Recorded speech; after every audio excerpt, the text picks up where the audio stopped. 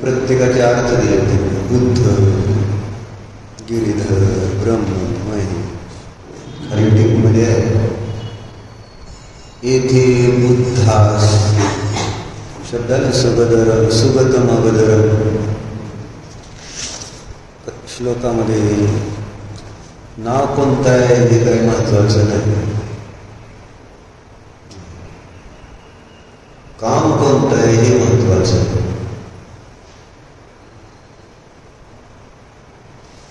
मग त्या सगळ्याचे अध्यात्म अर्थ काय होतात हे सांगतात.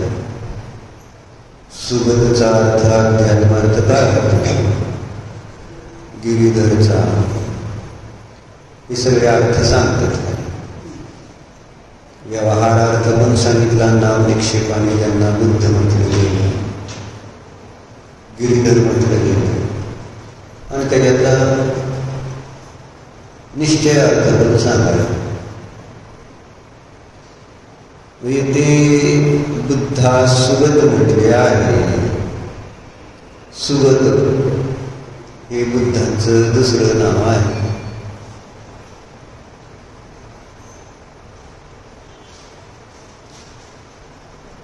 मग का कसं म्हटलं त्यांना सुगत?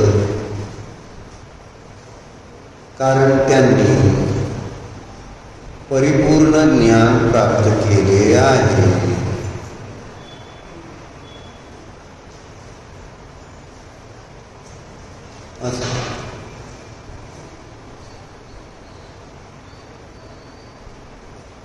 म्हणून ते त्यांना बौद्ध मतवादी बुद्धांना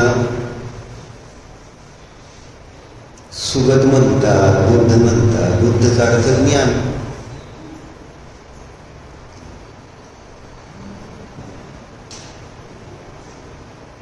परंतु त्यांनी दिलं खऱ्या अर्थाने जिनेंद्र भगवान हे सुगत आहेत, बुद्ध आहेत. कारण त्यांनी परिपूर्ण केवल ज्ञान अर्थात सर्वज्ञत्व प्राप्त केले आहे. म्हणून सर्वज्ञांनाच सुगत म्हटलं जातं. काय खऱ्या अर्थाने सुगत कोण आहेत? तर जिनेंद्र भगवान, ज्यांनी ज्ञानावरण कर्माचा क्षय करून ज्ञान स्वभावाच्या आश्रयाने ज्ञानावरण कर्माचा नाश केला आणि सर्वज्ञत्व पद प्राप्त केलं. 3 लोक 3 काळ, सगळे पदार्थ त्यांच्या ज्ञानाचे विषय बनतात. युगपत असं स्वच्छ ज्ञान प्रगट झालं, त्यांच्या ज्ञानात झळकतं. कारण ज्ञानाची तशी योग्यता आहे, ज्ञानाची तशी शक्ती आहे.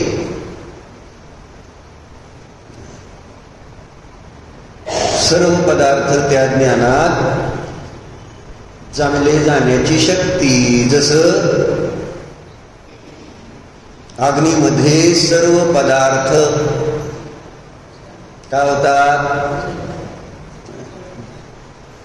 जळतात. म्हणजे अग्नीमध्ये सर्व पदार्थांना जाळण्याची शक्ती आहे ना. तसं ज्ञानामध्ये सगळे पदार्थ जाणले जाण्याची ताकद आहे. असं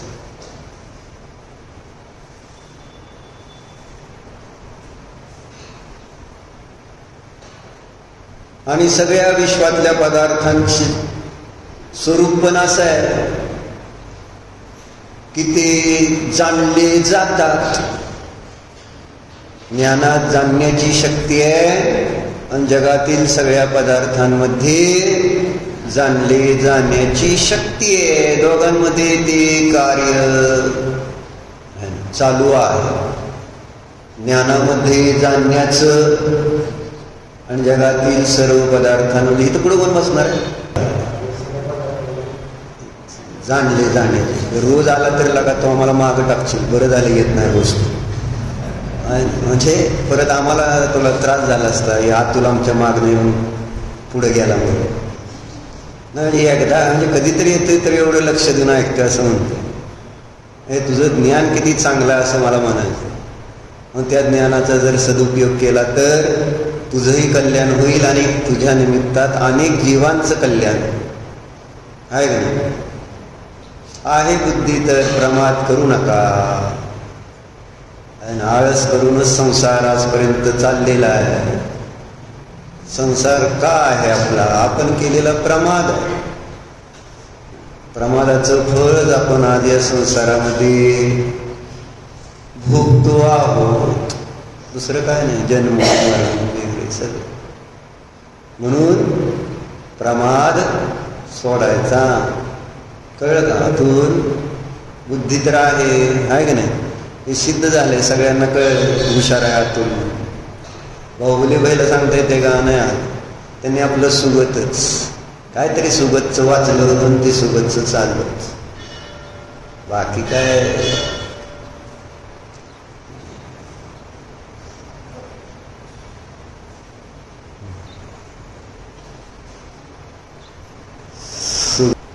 आता बघा कुठं बसते माग. काही तर पुढं कोण बसणार आहे? पुढं कोण बसणार आहे? या सगळ्याला माग. धर्मक्षेत्रात माग, कर्मक्षेत्रात पुढं आहे का नाही? धर्मात पुढं जायला पाहिजे. कर्मात मागं राहिलं तर काय बिघडणार नाही. आणि जे धर्मात पुढं असतात ते कर्मात पण पुढं राहतात. नाही तर तुम्हाला, कारण धर्म करणाऱ्यांनाच चक्रवर्ती पद प्राप्त होतं, देवेंद्र पद प्राप्त होतं. संसारातली श्रेष्ठ पद धर्म कुणाला प्राप्त होतात? धर्मात्म्यालाच प्राप्त होतात. कर्मात्म्याला प्राप्त होतात काय? ती कर्म करणाऱ्याला नाही. म्हणून धर्मामध्ये नेहमी पुढं पाहिजे. बरोबर आहे? सगळ्याला मागं टाकलं तिथं ईर्षेने तरी चालेल. इथं ईर्ष्या केली तर चालते की नाही अंगात? संसारात सगळी आपली ईर्ष्या आहे, मत्सर आहे, जलसी दिसते तिथं. धर्मक्षेत्रामध्ये जलसी आहे का? मी पुढं ते पुढं गेलाय म्हणून मी मागं राहिले म्हणून कुणाला काय खेळ हो? त्याच्यामुळे चक्कर येते. बाकी काय नाही. जर पदर ठेवला तर चक्कर यायचं बंद होईल. तुम्ही बघा प्रयोग करून.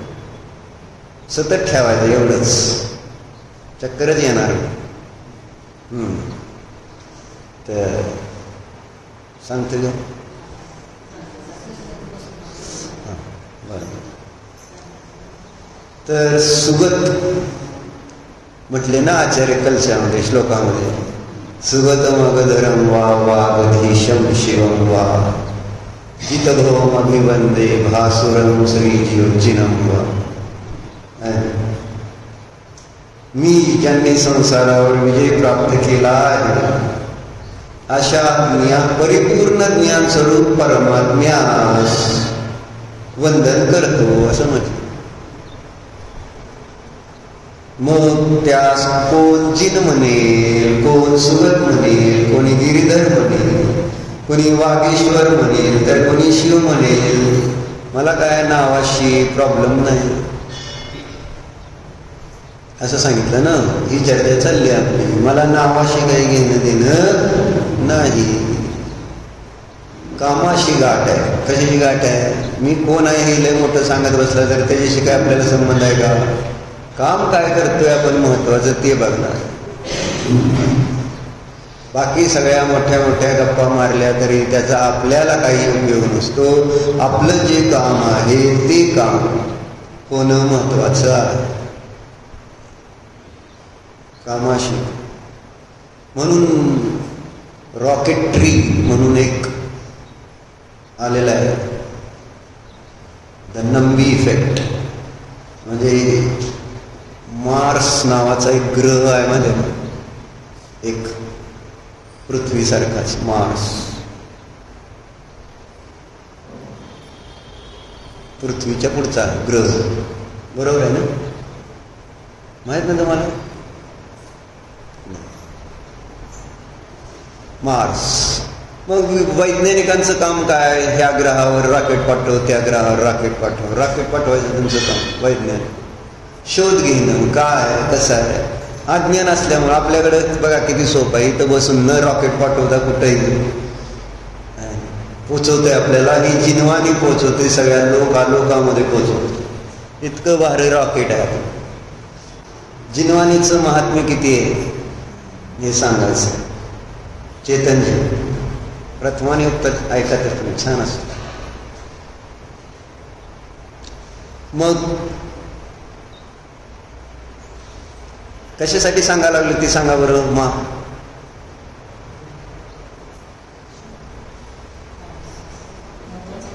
हा, कामाशी गाठ आहे. काय म्हणायचं?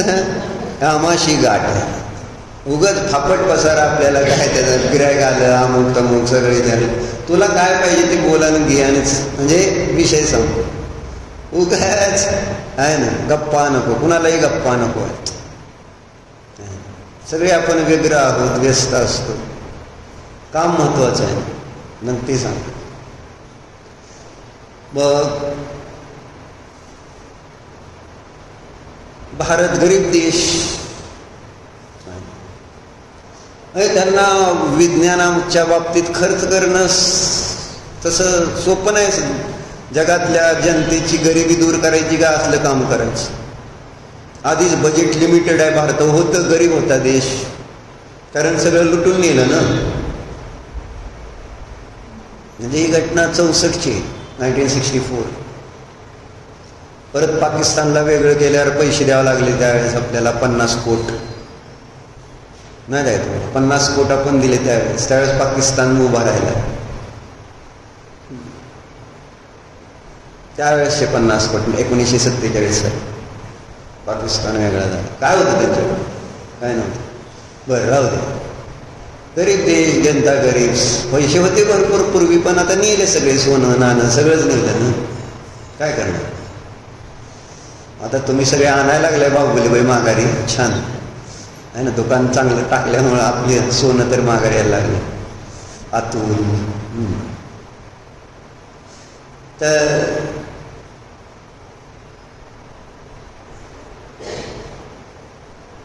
वैज्ञानिकांना एकतर पैसे पगार देणं मुश्किल, आणि त्यात परत असले काही संशोधनासाठी काही आणि खर्च करणं परवडत नव्हतं भारताला त्या काळाची ती घटना. आणि ह्याने एक हातात ते मिशन घेतलेलं आहे. ते मिशन पूर्ण झालं 2013ला खरं. परंतु मग 64 पासून तो शिकायला म्हणून ते हुशार होता, नंबी, नारायण नंबी म्हणून. मग कसा कसा शिकला वगैरे ते नंतर, आता विषय परत कधीतरी ती दुसऱ्या प्रकरणात गोष्ट सांगतो. कामाशी गाठ म्हणून सांगायचं प्रकरण आहे. मग काहीतरी एक प्रोजेक्ट हाती घेतला होता, आणि त्या प्रोजेक्टसाठी लागणारी जी वस्तू होती ती युरोपमध्ये होती. युरोपमध्ये एक रोल्स रॉयस कंपनी, तुम्हाला माहिती आहे गाडीची, त्याचा मालक होता, त्याचा मालक. आणि तो त्याने भारतामध्ये इंग्रजांच्या काळात तो काहीतरी असेल इथं, आणि त्या माणसाला भारतातल्या लोकांना आपण खूप त्रास दिला, भारतातल्या लोकांना पण लुटलं, याचा सारखा पश्चाताप होत असतो, खेद होत असतो. कुणी भारतीय व्यक्ती किंवा भारताची चर्चा निघाली तर त्याला असा, काही चांगलं माणसं पण असतेच की नंतर खेद, त्यावेळेस कळत नाही, जोशमध्ये कळत नसतं कुठली गोष्ट. जोशमध्ये फक्त आहे ना, जी ज्याने दिशा दाखवली, जसं आपला कर्माचा उदय तसं फक्त लढायचं. काय त्यात चूक बरोबर कळतंय का, अतिरेकी वगैरे असते त्यांना काय कळत नाही, पण फक्त करायचं एवढंच कळतं, जोश असतो. होश आल्यानंतर मग हळूहळू कळू लागतं की आपण काय काय चुकलो होतं. बरोबर आहे का अमृत काका? जोशमध्ये बऱ्याच चुका होऊन जातात. हे जेव्हा यंग असतं तेव्हा, कारण त्यावेळेस लात मारेल तिथं पाणी काढेल, काय पण करून दाखवतो, असं एकदम हॉर्मोन्स एकदम पेटलेले असते. आहे नंतर मग चुका बरेच घडतात त्यावेळेस. मग नंतर मग आठवतंय माणूस, म्हणताय उगाच असलं काय करायची गरज नव्हती बरं का, असं रडतो. परत पश्चाताप नंतर येतो, कारण त्याला जसं जसं अनुभव येत जातात, कळत जातं, आणि मग बरोबर आणि चूक समजायला लागतं, असं होतं. आणि त्यावेळेस ज्या काही चुका घडतात त्याच्याबद्दल खेद म्हणून तो जो इंग्रजांच्या काळात असणारा आपल्या इथं ऑफिसर असेल, काहीतरी मोठा हुद्द्यावर असेल, आणि त्यावेळेस त्याने सगळं आपल्याला दिलेला त्रास आणि आपल्याला लुटलेलं कोहिनूर हिऱ्यापासून सगळं घेऊन गेले आपले, म्हणून असं तो कोणी इंडियन मनुष्य भेटला किंवा चर्चा काही निघाली की त्याला असं पिक्चर सुरूच करायचा, आमचं असं चुकलं, माझं तसं चुकलं, त्यावेळेस मला कळलं नाही, अमुक नाही. पण त्याच्या एकट्याच्या हातात तर काय नव्हतंच असं. आणि बरोबर हा रोल्स रॉयस कंपनीचा मालक बरं का, तुम्हाला माहिती आहे का, त्या काळाची म्हणजे 1971 मधली गोष्ट ही सांगते. त्यावेळेस तो तिथं गेलेला आहे त्या मिशनसाठी. नंबी आपल्याला ते रॉकेट बनवायचे होते आणि त्याच्यासाठी लागणारी जी सामग्री होती आणि मग आता ती काही घटना आहे अशी, त्यांच्याकडे तसला प्लॅन्ट काय होता पण तो आता आउट ऑफ डेट होत चालला होता. मग हा नंबी तिथं जातो, त्याला तो पाहिजे असतो पण आता ती देणार कसा. एकतर इंडियन गव्हर्नमेंट कुठलाही सपोर्ट नाही, रुपये देणार नाही म्हणून सांगितलेलं त्यांना. मग त्याला जेवायला बोलवलेलं असतं, जेवता जेवता सगळी चर्चा होती. पण हा एक काम घेतलं हाती तर ते पूर्ण करायचे अशी त्याची भावना. मग तो आपलं बोलता बोलता म्हटला, तुम्हाला असं सगळं जर खेद होतोय, पश्चाताप होतोय, तर तुम्हाला त्याचं प्रायश्चित्त करायचं असेल तर मी तुम्हाला एक गोष्ट सांगू का. मग आता त्याला खेद तर होत, काहीतरी भारतासाठी करायची त्याची भावना होती. मग तो आपलं जेवताना म्हणून जातोय, बघा तुमचं जे रॉकेटचा प्लॅन्ट आहे जो आउट ऑफ डेट होत चालला, म्हणजे जे पुढं अमेरिकेच्या अपेक्षेने बघितलं असताना आहे ना, त्याचं व्हॅल्युएशन कमीच होणार होतं, असं काय होतं ती वस्तू. तर तो तुम्ही प्लॅन्ट भारताला द्या म्हटलं आणि त्याच्या बदलात भारताकडून एकही रुपयाची तुम्ही अपेक्षा ठेवू नका, काही एक रुपया तुम्हाला मिळणार नाही. बस एवढंच बोलला, आपलं खायला लागलं. मग तिथं त्या माणसाची बायको होती बसलेली. ती बायको काय म्हटली, तू काय मागतोय तुला कळतंय का. तो त्या काळी 1971ची घटना, त्यावेळेस त्याने सांगितलं तो प्लांट 300 करोड पाऊंडचा प्लॅन्ट. किती? 300 करोड पाऊंड. आता तुम्हाला नाही कळणार बायकांना ते फार आहे ना, तुम्हाला रुपयाच्या पुढे तुमची बुद्धी कुठं जाणार आहे का ना. पण बाहुबली वेळेला कळलं असेल 300 करोड का नाही कळलं, कळलं तुम्हाला कळणारच. 300 करोड पाऊंडचा प्लॅन्ट आहे ना. पाऊंड केवढा तयार आहे अभिजित, पाऊंडची व्हॅल्यू किती आहे रुपयाच्या ह्याच्यात, चेतनजी किती आहे 95. 300 गुणिले 90 करून तेवढे करोड रुपयाचा तो प्लॅन्ट 71 सालचा असं धरून चाल काय, त्यावेळेस 70 असेल असं जर आहे ना. आणि एवढा मोठा प्लॅन्ट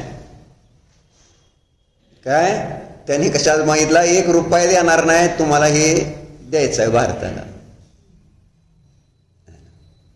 म्हणजे त्याने अगोदर सांगितलं. ती बायको ज्या वेळेस म्हटली की तू काय मागतो तुला कळतं का, हा प्लॅन्ट 300 करोड पाऊंडचा आहे असं ती म्हटली बायको, त्यावेळेसच ते नंबी म्हटले, क्षमा करा माझं काय तुम्हाला जर चुकीचं वाटलं, म्हणजे काय बोललो मी हे सांगितलं तर क्षमा करा, बस इथं विषय सोडा. एवढंच झालं. नवरा काय बोलला नाही, बायकांना मात्र लगेच पैसे त्यावेळेस पण बरं का. त्याला त्याला त्याला पश्चाताप होतोय, त्याला खेद झालेला आहे आणि त्यांनी एक शब्दाने त्या प्लॅन्टची किती व्हॅल्युएशन आहे त्याला चांगलं, बायकोपेक्षा त्याला जास्त कळत असेल ना चांगलं. परंतु त्यांनी एक शब्द बोलला नाही ग, फक्त ऐकून घेतलं आणि चिंतन करत असेल तो. पण बायकोला राहवलं नाही, तुला कळतं का काय मागतोय ती. बाहुबली बाई 1 करोडचं सोनं द्या असं, म्हणजे मी तुम्हाला सांगितलं 1 करोडचं सोनं म्हणजे किती, 1 किलो भरा, आज 1 किलो सोनं द्या. तरी होती काय काय म्हणतील, तुम्हाला कळतं का काय मागताय ती, म्हणणार का नाही. तुम्हाला पैसे दिसतील, तुम्हाला काय दिसतंय मला अजून माहिती नाही, पण आपलं सांगतोय. 1 किलो म्हणजे जास्त नाही आहे का नाही तुमच्यासाठी, काय मान पण हलवत नाही, तुम्हाला पण माहित आहे. असू दे, काय बरोबर येणार नाही काय नाही, त्याचं पाप जाईल आणि त्याचं फळ मात्र चांगलंच भोगावं लागेल. तर मग झालं, ती बायको मग ते मस्त जेवले तिथं. मग ते पॅरिसमधली घटना आहे ती. तिथं रात्र झालेली असते आणि बाहेर असं त्यात सान्यामधला उजेड प्रकाश असं मग ते एक सुंदर दृश्य असतं. मग ते दोघं जाऊन बाल्कनीमध्ये उभारून ते बघत असतात, चर्चा. म्हणजे त्या मनुष्याची बायको आणि हा आपला नंबिनार आहे. मग त्या बायकोचा नवरा येतो मागणं आणि मग म्हणतो ते प्लॅन्ट मी तुला देऊन टाकला, भारताला तुम्हाला देऊन टाकला.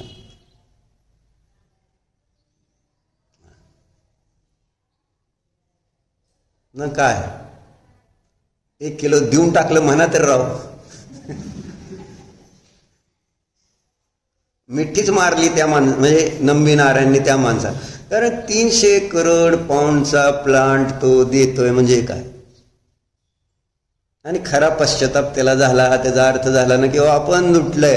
आणि तिथं ती बायको जेवताना म्हटली त्यांनी काय मागितलंय, 300 करोडचा प्लांटच मागितलाय, कोहिनूर हिरा तर मागितला नाही त्यांनी. कारण त्यांनी कोहिनूर पण हिरा घेऊन गेलेला आहे ना आपण, असं ते आपलं एक सांगितलेलं असते. देऊन टाकतो म्हटलेलं. हे झाला त्याचा पश्चाताप नंबीला. आणि त्याने आनंद झाला, मिठी मारली. कारण त्याचं काम त्याच्याकडून होणं, त्याच्या विक्रम साराभाईच्या वेळेस त्यांना तो वडील मानत होता. विक्रम साराभाई तुम्हाला माहिती नसतील आहे ना, सगळ्यात आपले जुने वैज्ञानिक. म्हणजे त्यांच्या हाताखाली आपले अब्दुल कलाम आहे ना, हे नंबी नारायण अशा अनेक वैज्ञानिक काम करतो. विक्रम साराभाई आहे ना, त्यांना मारलं गेलं. परत काय झालं घटना पण एका हॉटेलमध्ये त्यांचा मृत्यू झालेला. आणि ही बातमी त्यांना मग तो फोन करून सांग म्हणतो. कोण तो इंग्रज मनुष्य वृद्ध आहे. तो म्हणतो सांग त्यांना फोनवर. नाही म्हटलं मला ती जाऊन बातमी प्रत्यक्ष सांगायची, मला त्यांच्या चेहऱ्यावरचा आनंद बघायचा आहे. ते पण चांगले वैज्ञानिक असते, त्यांची पण इच्छा चांगलं काय असं करायची आहे असं. आणि तो विमानातून दुसऱ्या दिवशी सकाळी निघालेला असतो. त्याला बातमी कळते की गेली रात्री, अशी ती घटना. पण मला कशासाठी सांगायची होती ही घटना, इथपर्यंतच झाले. अजून पुढं आहे. तर घटना सांगायची कशासाठी होती, तो त्याच्याशी बोलला. त्याला काय बाकीच्या गोष्टीशी घेणं देणं नव्हतं. कुणाला, नंबी नारायण. त्याला कशाशी मतलब होतं, आपलं मिशन महत्वाचं होतं.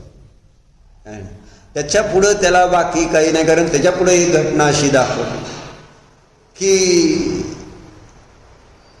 मग ते प्लॅन्ट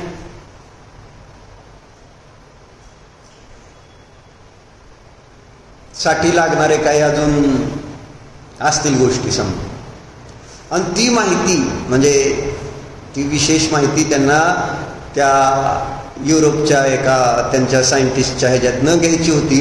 आणि त्यासाठी आपली एक टीम गेलेली असते तिथं. आणि त्यांनी ते रॉकेटसाठी 2 इंजिन्स वगैरे इंजिन्स असते.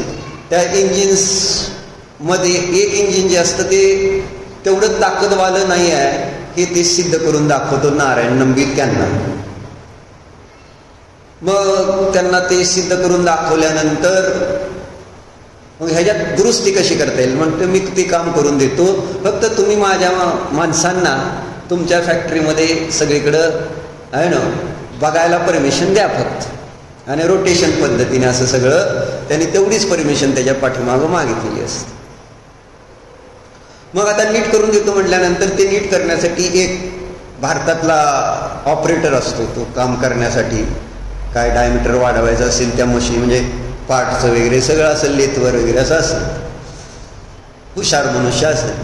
मग त्याला बोलवलेलं. त्याला मग ती सगळी प्रक्रिया म्हटलं तर भारतीय पद्धतीने यायला म्हटले 1-1.5 वर्ष लागेल. आणि ह्याला काम करायचं ते महिन्याच्या आत. मग काय पण करून त्याला 15 दिवसाच्या आत इथं बोलवायचं. मग 15 दिवसाच्या आत बोलवायचं म्हटल्यानंतर ते प्रयत्न करून त्याला घेऊन येतो. आल्यावर मग तो सांगतो आपली घटना की बाबा येताना माझा मुलगा थोडासा 3 वर्षाचा 4 वर्षाचा मुलगा आजारी होता, पण आता ठीक आहे असं सांगून तो घरून. आणि पहिल्यांदाच फॉरेनला त्या काळी 71 साली यायचं म्हणजे असं सगळं. पण तो घरामध्ये असं झालेलं तो येतो, मग सगळं त्याला काम समजावून सांगतो नारायण नंबी वगैरे, आणि कामाला सुरू करत होतो. आणि इकडं त्याला त्याच दिवशी फोन येतो, त्या जो ऑपरेटर भारतातनं आलेला असतो त्याला, त्याच्या घरचा, तो कामात असतो म्हणून हा उचलतो फोन उचलतो तर तिकडून फोनवर मेसेज आलेला असतो की असा असा तो ऑपरेटर आलाय, त्याचा मुलगा मेलेला आहे. आता ही बातमी त्याच्याकडे द्यायची, कारण त्यांनी सांगितलं आम्ही ठेवलेला आहे, त्याला तो आल्यावर त्याचा अंत्यसंस्कार करायचा. मग हा सांगतो किंवा सगळं तिकीट्स आणि ॲडजस्टमेंट करत तोपर्यंत 15 दिवस जातील, तुम्ही ते करून घ्या काय असं. आणि एक अजून वाक्य सांगितलं तर माझ्या ते चांगलं लक्षात नाही आहे, पण त्याच्यामध्ये त्यांनी देशासाठी आहे ना असं म्हणून तो त्या समोरच्या फोनवरच्या माणसाला कन्व्हिन्स करतो की बाबा असं असं आहे, पण त्याला बातमी देत नाही. कुणाला? त्या ऑपरेटरला. आणि ऑपरेटरला ज्यावेळेस तो मग त्या मुलासाठी तिथं काम संपल्यानंतर कपडे खरेदी कर, खेळणे खरेदी कर, असली खरेदी करत असतो, तोच पैसे देऊन करत असतो. याला माहित आहे ती मी आला, पण त्याने बातमी त्याला देत नाही. मग झालं ते काम सक्सेस होतं त्यांचं. 15 दिवसात तो एकदम जी काय त्याला इच्छा असते ती पूर्ण व्यवस्थित त्यांचं काम करून देतो, त्याने जे शब्द दिलेला असतो तसं. मग सगळी पार्टी वगैरे आनंदाने नाचत असते ते एकदम. मग तेवढ्यात त्याचा दुसरा, त्या नंबीचा एक दुसरा सहकारी असतो, तो पळत पळत पळत येतो तिकडून. सगळे नाचताय, हे ते करताय, आणि त्या ज्याचा मुलगा मेलेला आहे त्याला घेऊन त्याला पण म्हणत असतो तू चल इकडे इकडे, पण ती काय ऐकायला तयार नाही. ते पण एकदम आनंदात असतो, कारण त्याला माहिती नाही, एकदम आनंदात त्याला, कारण काम मोठं केलेलं असतं. मग ते एकदम ओरडतो जोरात, तो ऐक माझं म्हणतो, तुला फोन आला चल इकडे.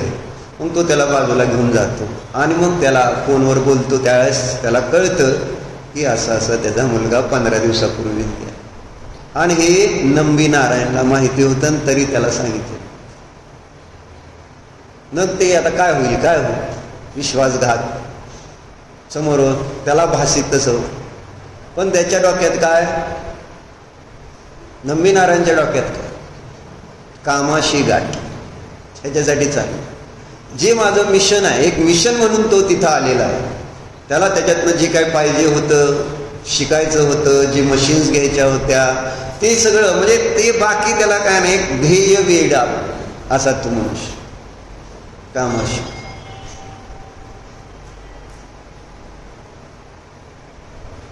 मग आपण इथं कामाशी गाठ घातली. विषय कशावरून निघाला होता? कामाशी गाठ. विषय कशावरून निघाला?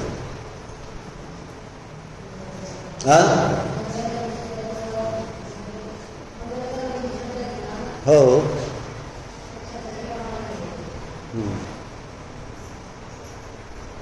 तर कामाशी गाठचा अर्थ कशावरून निघाला होता सांगताय का कोण?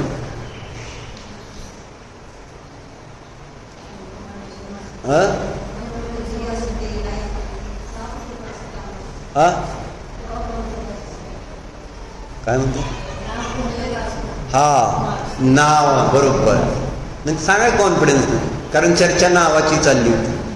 सुगत आहे का, बुद्ध आहे का, केशव आहे का, गिरीधर आहे, नावाशी मला मतलब नाही. इथं त्यांना म्हणायचं ना आचार्य, नावाशी मला काही घेणं देणं नाही. काम काय, तुम्ही मग त्याला काय म्हणता, काही म्हटलं तरी चालतं. काम कोणतं अभिप्रेत होतं? पद्मप्रभू मल्हारी देवांना जित भवमाभिवंत, ज्यांनी संसारावर विजय मिळवलेला आहे त्यांना मी नमस्कार करणार. त्याचं नाव मला काय महत्वाचं नाही. ह्याच्यावरून हा कामाशी गाठाचं म्हणतो. मिशन काय, ध्येय काय, मग आपण आपलं मिशन ठरवायला पाहिजे का नाही? इतकं ध्येय वडे की त्याच्यामध्ये बाकी काय नाही. समोरच्यांना पटवून देणं, कुठलंही काम करून मुख्य काम आपलं करायचं. नारायण नंबी सांगितलं, एवढं 300 करोड पाऊंडचं सुद्धा तो ते घेऊ शकला 1 रुपयाशिवाय. आणि मी इथं काय करू शकतो का? 1 रुपया तर तुमच्याकडनं काढून घेऊ शकेल का? नाही म्हणतेच वैभव, नाही तुमच्याकडे तुम्हाला 1 रुपया नाही देणार. राहू दे तुमच्याजवळ, मला नकोच आहे तुमची. आणि शांती आहे. आत्ता सध्या कुठाच्या नादी लागायचं नाही आहे ना. कारण धनासाठी चेतनजी कोणाच्या मागं लागलं ना, आपला धर्म बुडतो. वर्तमान परिणाम असे आहेत. आणि त्यातल्या त्यात नातेपुतेमध्ये तर धनाशी कोणाला नाद लागावं का? व्यापाऱ्यांशी. धर्म जर आपला खराब करायचा नसेल तर धनासाठी नाही, आपलं स्वतंत्रतेने, स्वाधीनतेने, चांगल्या 4 गोष्टी जे आपल्याला कळते ते चांगल्या त्यांच्यामध्ये उतरा. तुमचं तुम्ही ते धन खर्च करा, नाहीतर नका करू. ते तुम्हाला लखला. बरोबर आहे का? काय करायचं म्हणजे असे मी अनुभव घेतले आणि मग शाना झालो. माझी पण आधी हे असं करतो तसं करतो केलं, पण त्याच्यामध्ये मला किती त्रास झाला. विनाकारण संक्लेश, वैरभाव, द्वेषभाव. म्हणजे धर्म करत असताना पुण्य बांधायच्या ऐवजी पापच बांधलं जातं. चेतनजी होतं का नाही असं? पैसे आपल्याकडून कुणाकडून अपेक्षा असली, दाना चिंतने नाही दिल्यावर त्याच्याबद्दल काय भाव होणार? आणि रोज तुम्ही त्याला शास्त्र सांगताय, ते पण ऐकतोय, हा ना, सगळी त्याची भावना चांगली दिसते आणि त्याने रुपया मदत करत नाही आपल्याला. मग काय होईल? काय होईल? संक्लेश होते ना. म्हणून जय जिनेंद्र, तुमचं तुमच्याजवळ, माझं ज्ञानधन माझ्याजवळ, तुमचं जडधन तुमच्यात. नको मला रुपया, नको. तुमचं तत्व समजून घ्या, विषय समजून घ्या आणि तुम्हाला जेव्हा जसं वाटेल तसं करा. आज माझा आग्रह नाही, कारण मग तिथं लांब पळतेत लोक. जसं व्रत देत होते म्हणून महाराजांपासून लांब पळाले, आता दान मागितलं की शेडजी लोक लांब पळाला. बरोबर आहे का श्रेणीबाई? म्हणजे ठीक आहे, आपल्या मर्यादेमध्ये 100, 200, 1000, 5000 ठीक आहे, तेवढं म्हणजे आपली मर्यादा. ती पण कधीतरी. असं चर्चा कशासाठी?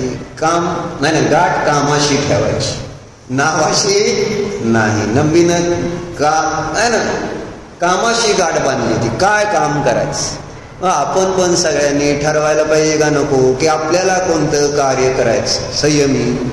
दुपारी येत नाही, काय नाही, रोज आठवण येते तुझी मला आहे ना. मध्ये येत होते, आता कशामुळे बंद झाली? कोणा शेजारी चिटकून घर आहे तुमचं तर आहे ना, भिंतच मध्ये आहे ना बहुतेक. कुठं आहे? हां, मग काय अडचण का? अभ्यास चालू आहे काय विशेष? नाही ना. आळस म्हणायचं का? दुकानात जावं लागतं तुला? नाही ना. मग मोबाईलवर जरा काम असतं काय, म्हणजे बघावं लागतं त्यांना. आपण आता त्यांनी सांगितलं ना कंपन्यांनी, आमचं बघावं लागतं म्हणून. तुम्ही पैसे द्या आणि आमचे सगळे हे इंस्टाग्राम, स्नॅपचॅट, व्हॉट्सॲप यानं हे सगळं बघायला लागतं तुम्हाला. नाही बघण्याचा नियम दिला ना तुम्हाला कंपन्यांनी. काय करते? फोनवरच असशील का? नाही, फोनवर नसते. दुसरं काही करूच शकत नाही आपण. कंपनीला मदत करते स्वयंपाकात. असू द्या. सांगायचं काय होतं? कामाशी गाठ. आतूर काय काय काम आहे आपलं? कार्य काय? मनुष्य पर्याय मिळाली. नियमसारमध्ये कुंदाचार्य म्हणते कामाशी गाठ. कर्तव्य तुझं काय की सम्यक दर्शन ज्ञान चारित्र, हे तुझं कर्तव्य. नियमेन यम जम कर्तव्य. कामाशी गाठ. बाकी उगं गप्पा टप्पा सोड. महत्व त्याचं. बरोबर. म्हणजे जर आपल्याला खरोखर आपलं मिशन पूर्ण कंप्लीट करायचं असेल, मग मी ठरवायला पाहिजे की माझं मिशन काय, माझं ध्येय काय, मला ते कंप्लीट कसं करायचं हे नंतरचा विषय. पण आपल्याला मिशन तर ठरलंय का? मिशन मंगल आहे. मिशन मंगल पण आला तर एक आहे ना, पर बघितलं की नाही? प्रथमाने मिशन मंगळ ग्रहावर तिथं आपलं एक रॉकेट पाठवायचं, तो पण एक आलेला आहे भारतातलं. त्यांनी पण कमी खर्चात कसं पोहोचवलं ते दाखवलं. आणि ह्याच्यात पण मार्सवर कसं बाकीच्या देशांनी किती खर्च केला, किती अटेम्प्ट्स केले, म्हणजे किती प्रयत्न केले, आणि भारताने एकाच प्रयत्नामध्ये कमी खर्चामध्ये म्हणजे एका इंग्लिश सिनेमाचं जे सायन्स फिक्शनचा सिनेमा काढला तर त्याचा जेवढा बजेट असतं खर्च असतो त्याच्या कितीतरी कमी खर्चात त्यांनी त्या मिशन मार्सवर त्यांनी आपलं हे पोहोचवलं तर रॉकेट मिशन कंप्लीट केलं. जसं मध्ये चंद्रयान पोचलं का नाही आपलं सगळ्यांनी आनंद उत्सव साजरा केला ना आपलं चंद्रयान पोचलेलं चंद्रावर नाही का पोचलं अतुल पोचलं गेला का चंद्रयान पोचलं की आपलं चंद्रावर हा पहिल्यांदा नाही पोचलं दुसऱ्यांदा पोचलं की तुला माहित नाही का पोचलं ना पोचलं हा आपल्या शास्त्रानुसार नाही रे लई हुशार आहे मी म्हटलं असं का नाही नाही म्हणतोय बरोबर म्हणजे व्यवहार सांगते शास्त्रानुसार तुझं उत्तर बरोबर आहे चंद्रावर पोचू शकत नाही पण आपलं तिथं सांगतं चंद्रयानचा आनंद मिशन कंप्लीट झाल्यानंतर त्या वैज्ञानिकांचा आनंद किती असतो. तुला आता मुलगी झाली आनंद झाला का नाही मिशन कंप्लीटेड ओके. हे कुठलंही कार्य जेव्हा पूर्ण होतं त्यावेळेस आनंद उत्सव साजरा केला. मग इथं मिशन मोक्ष मिशन कोणतं चेतनजी आहे ना कामाशी गाठ ठेवा शब्दाशी नाही क्रियेशी नाही काम महत्वाचं आणि त्याच्यासाठी पेटून उठलं पाहिजे नंबी नारायण सारखं. मग त्याच्यासाठी कोण नाही काय नाही संसार नाही कोणी नाही बस माझं ध्येय हे आणि हे मी I will complete this and I want to complete it असं आय विल कम्प्लीट इट मी कम्प्लीट करणार असं एक आपल्यामध्ये चांगलं दृढ श्रद्धान झालं पाहिजे. त्यानुसार आपली वाटचाल होणार. पण मिशनच नसेल आपलं साध्यच काय आम्हाला काहीतरी पूर्ण करायचंय असं जर आपण काय आपलं रॉकेट पोचवायचं नाही मोक्षात तर हे ध्येय ठेवलं तर 100% आपलं पण साध्य सिद्ध होणार. ओम नमो प्रभू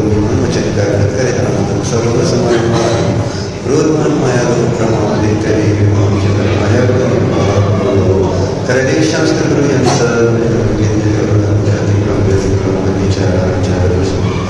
इंद्रियापासून पंचेंद्रियापर्यंत ज्यापैकी सर्व आणि स्वाध्याय करीत असताना हे माझे सर्व दोष मिथ्या होऊन मी माझ्या मध्ये सर्व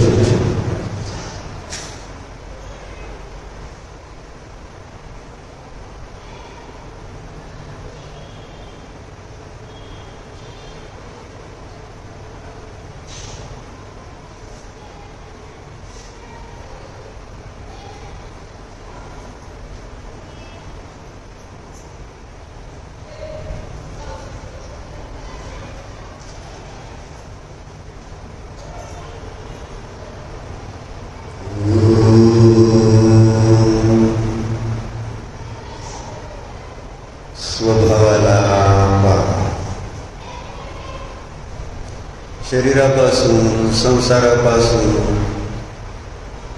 बाह्य जड वैभवापासून भिन्न असणारा ज्ञानस्वभावी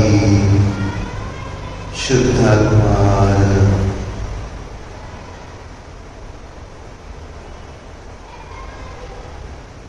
संसार दुःखरहित असा हा मी चेतनमय जीव आहे.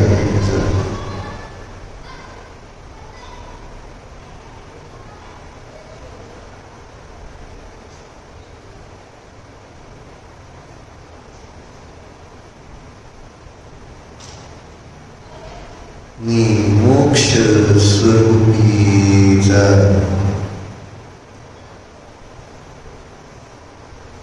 शुद्धचा